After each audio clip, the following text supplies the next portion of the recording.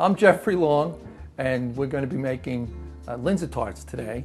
We start off by creaming some butter and sugar together. This has been out for about a half an hour, and as you can see, if you just push down on it, you kind of can flatten it a little bit, and this kind of softens up the butter.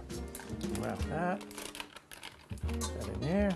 Now in this recipe, we use 2/3 of a cup of sugar. Normally you would put 2 sticks of butter and 1 cup of sugar.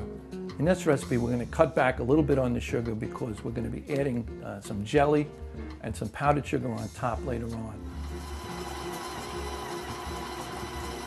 Once the sugar and butter are creamed together really good in the mixing bowl, we need to add some other ingredients. 1 egg and 1 egg yolk in. So let's just crack 1 egg and put that in here. And then now we're going to do the yolk. Now we're going to try to get just the yolk out of here. So we crack it and break it in half. And we let the white run out into this bowl. See, it comes right out. These are nice eggs. And we let that run out. And there's our egg yolk. With the eggs, we're going to add 2 teaspoons of vanilla extract. This is great. There's 1. And there's 2. Goes in. And some salt, 1/2 teaspoon of salt. And we're just going to run this mixer again until everything is really mixed together. Okay, and here we go. Once the wet ingredients are finished, all mixed together, we're going to add 2½ cups of sifted flour. I use all-purpose unbleached flour. And this is the little gadget that I use to sift the flour, and just give it a little shake. And as you can see, it comes out nice and light and fluffy. And we're going to just add that right in.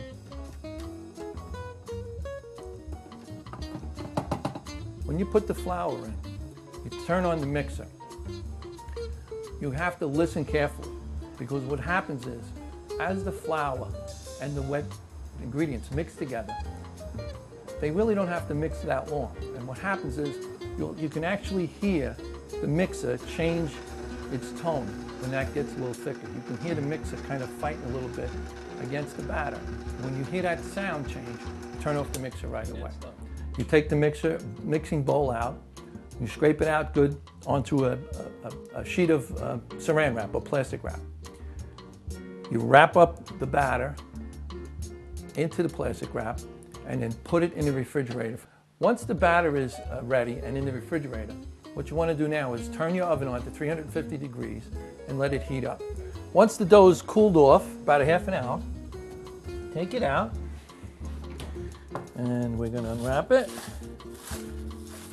and we're going to take a small piece of it, about, I guess that's about 1/4, and we're going to put the rest of it right back away because we don't want this to get warm. What you want to do is make sure you use plenty of flour underneath and on top of the batter so that it doesn't stick either to your rolling board or your rolling pin. So flour on the rolling pin, and then we're going to roll this out. I keep turning it, I roll it up, turn it over, just roll this. Keep that lots and lots of flour. Roll that out. Looks just about right. Now we're going to make some cookies. I've had this cookie cutter for so long, I don't know where it came from. This is my cookie cutter for the tarts. And we just start at the edge. The same way on the bottom, we put some extra flour. These cookies.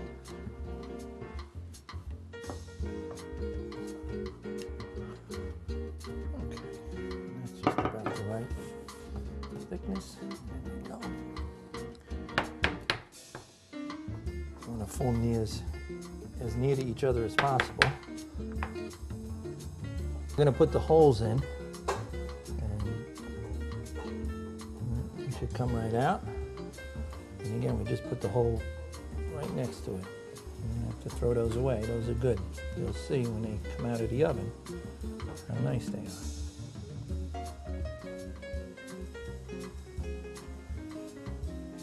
So naturally, these are going to be the tops of the cookies.